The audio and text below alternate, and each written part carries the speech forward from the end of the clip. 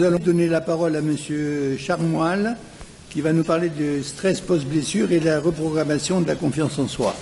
Bonjour tout le monde, je suis François-Xavier Charmoil, je suis sophrologue, préparateur mental. Je rejoins beaucoup de choses qui ont été dites précédemment.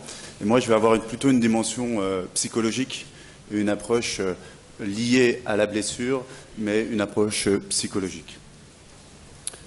Donc, je vais vous parler un petit peu du stress, parce que c'est une notion importante à prendre en compte, puisque le stress, c'est quoi? Un petit rappel de Hans Selye. Chacun a sa lecture individuelle du stress. Et puis, la situation, c'est la situation qui donne l'intensité du stress. Vous êtes là, assis, tranquille, vous venez à ma place, il y aura des signes physiologiques du stress qui vont émerger et qui vont vraiment donner l'intensité du stress. Donc voilà, clairement, je voudrais également dire que le stress correspond à une transaction entre le sujet et son environnement. Trois phases d'adaptation. Donc vous avez cette notion ici de facteurs, les facteurs du stress, vous le voyez, de petits nuages ici, avec une mobilisation des ressources, après une adaptation de l'organisme, phase de résistance, et ensuite épuisement de l'organisme, sans forcément des diminutions liées aux éléments stressants. Donc voilà, on parle de trois phases d'adaptation, la réaction d'urgence ou d'alarme, la phase de résistance et la phase d'épuisement. Le stress post-blessure et ses impacts. En fait, vous voyez ici, tout se passe dans la tête en fait, clairement. Donc c'est vrai que vous êtes là, on accompagne les sujets, les patients avec une dimension physique, mais tout se passe, un bon nombre de choses, d'interactions se passent au niveau de l'esprit et des croyances, comme on vient de l'évoquer, des croyances entre autres limitantes. Donc en fait, le sujet, qu'est-ce qui se dit lui? Bah oui, je suis blessé. Première question, quand est-ce que je reprends? Évidemment. Est-ce que je suis capable de reprendre? Parce que suivant les blessures, il y a vraiment des éléments qui vont jouer et qui vont créer de l'angoisse. Quand vais-je pouvoir reprendre? On en a parlé tout à l'heure, je l'ai entendu. C'est sûr, quand le CHIR annonce 6 semaines, c'est jamais 6 semaines. Tu ne reviendras pas en 6 semaines à la vraie compétition, au niveau dans lequel tu étais. Mon corps va-t-il tenir? Ça, c'est une dimension psychologique importante dont qu'il faut garder à l'esprit. Vais-je avoir envie aussi? Tous les sacrifices que j'ai faits depuis des années, là j'ai les ligaments, qu'est-ce que je fais avec tout ça? Donc ça, ce sont vraiment les traces liées aux questions de chaque individu, de chaque sujet. Et puis, ça laisse des traces, bien sûr, des traces liées au niveau du corps, des cicatrices physiques. Alors, elles sont de moins en moins grosses, mais elles existent toujours, et des cicatrices au niveau de l'esprit. Il y a une trahison au niveau du corps. Lui qui m'a fait confiance depuis tant d'années, et là, pourquoi il me lâche? Donc il peut y avoir une vraie dimension psychologique et une démarche réflexive qui va s'engager. Ça, j'en parlerai tout à l'heure. C'est vraiment vécu comme un drame, comme un anéantissement pour la plupart des athlètes. Et c'est une atteinte identitaire avec une perte de son soi, car l'athlète, ne l'oublions pas, l'athlète, lui, n'existe aujourd'hui avec toutes les statistiques que l'on a. Moi, je travaille avec le LMB, j'ai travaillé avec le LMB, basket de Lille, je travaille avec des sections de sport-études de basket, je travaille vraiment avec des dimensions comme ça de sportives. Eh bien, un basketteur aujourd'hui existe non pas par rapport à son soi, mais par rapport à ses performances. Et dans tous les sports, on arrive maintenant à créer des statistiques de fous. Moi qui suis un ancien sportif du niveau national, je me dis c'est complètement dingue. Donc gardons ça à l'esprit. La blessure, ça crée quoi? De l'anxiété, j'en ai parlé. De la dépression. N'oublions pas que la dépression est un des premiers signes d'un sportif qui ne va pas bien. Il y en a un paquet, même chez les sportifs de haut niveau. Il y en a énormément. Et puis, ça peut créer de l'addiction. J'en parle.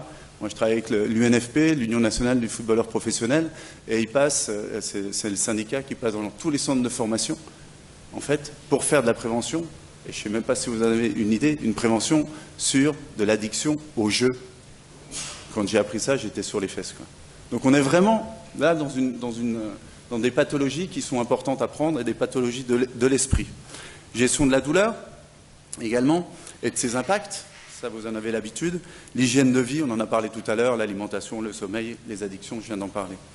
Et puis la fragilité des décompensations psychiques, et oui, il peut se rendre compte qu'il est fragile psychiquement, alors qu'il s'est créé, lui, tout son soi, avec une dimension psychique, avec une force et une estime de soi, un ego, on vient d'en parler juste avant, très important. Donc là, patatrac, il peut tomber et revenir très très bas. Alors attention, puisque les attaques à l'épanouissement de sa carrière, ça dépend des contextes. C'est sûr qu'une blessure, la gestion du stress post-traumatique, quand on vient de démarrer une carrière, c'est moins important que lorsqu'on est en milieu de carrière ou en fin de carrière ou juste avant une compétition importante. Donc voilà, ça c'était la dimension stress post-blessure et ses impacts. Là, je voulais vous parler du sportif rapidement. Vous le côtoyez assez souvent pour savoir qu'il a des soutiens. Il a besoin de confiance en soi, forcément, avec une écoute de soi. Moi, ce que je constate trop régulièrement, et je dis bien trop régulièrement, c'est que le sportif ne sait pas s'écouter. Quand je dis écouter, c'est écouter son corps, écouter les signes de son corps. Ça, c'est important. Et puis, l'écoute et le soutien de son environnement, avec l'environnement, la sphère de l'intime, mais également la sphère sportive. Et c'est vrai que là, il peut y avoir des enjeux importants pour lui. Il avait une place dans une équipe, il était titulaire, la blessure arrive. Là, il peut y avoir des relations interpersonnelles très compliquées qui vont pouvoir, malheureusement, et qui vont souvent l'amener au danger qui est l'isolement. Le sportif blessé, le stress, c'est l'isolement, principalement. Donc attention à ça, et dans tous vos accompagnements, pensez-y, parce que c'est une dimension importante, et lui ne va pas le dire. Le sportif de haut niveau ne parle pas de son soi, et malheureusement, il est vraiment en grand danger psychique. Alors, je fais des conférences sur la confiance en soi, et on en a un petit peu parlé précédemment. Je vais juste vous rappeler les 3 sources, pour moi, et c'est Charles Pépin, qui est philosophe et romancier, qui m'inspire dans ses recherches. C'est la confiance en l'autre, c'est-à-dire que la confiance, elle vient de l'autre. Et c'est l'entraîneur, c'est le médecin, c'est les parents, ce sont les gens qui sont dans la sphère à côté du sportif qui donnent la confiance. Donc ça, c'est une dimension importante à avoir à l'esprit. La confiance en soi est une confiance en ses capacités. Je suis capable, donc j'ai confiance. Donc ça, c'est vraiment important de le garder à l'esprit. Et puis ensuite, pour moi, et ça c'est ma dimension de sophrologue, avec une approche positive, c'est une confiance en soi, une confiance en la vie. Je sais que quelque part, je vais pouvoir reprendre, et je ne sais pas comment l'expliquer, je sais que je pourrai retrouver le niveau que j'avais précédemment, et même voir aller au-delà. Donc ça, c'est important pour moi de vous rappeler ces éléments-là. Alors, je suis là pour parler de la reprogrammation de la confiance en soi, et les axes et les actions individuelles. Alors moi, je suis praticien en technique psychocorporelle, donc il y a des éléments dont je vais parler qui sont liés à mes pratiques et avec mes clients. Mais avant tout, c'est déjà la confiance en soi, être positif, on en a parlé juste avant, vis-à-vis de la blessure. Et j'en parle juste après, mais je vais le nommer tout de suite, je parle de la résilience.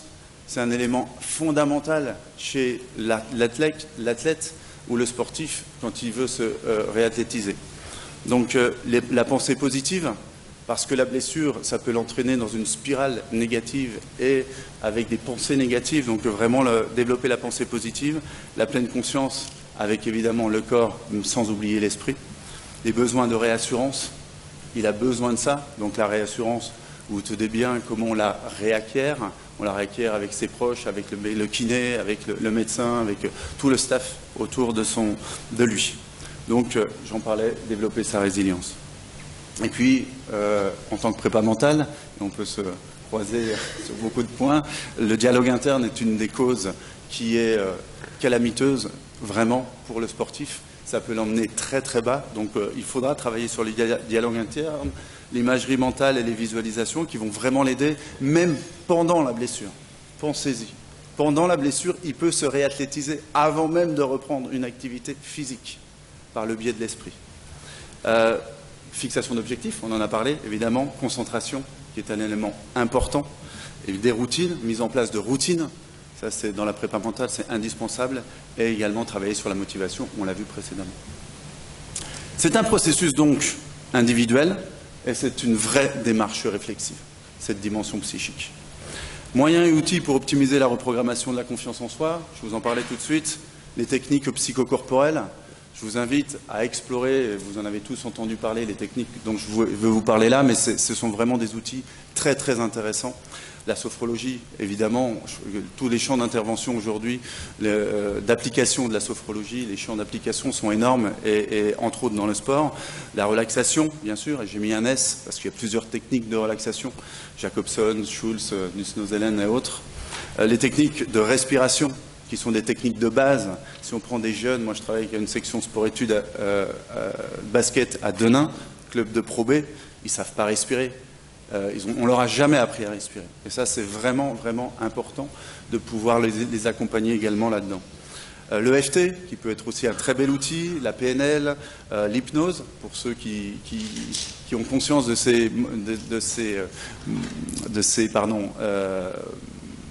éléments de conscience modifiés, de ces moments de conscience modifiés, et ils peuvent être vraiment intéressants.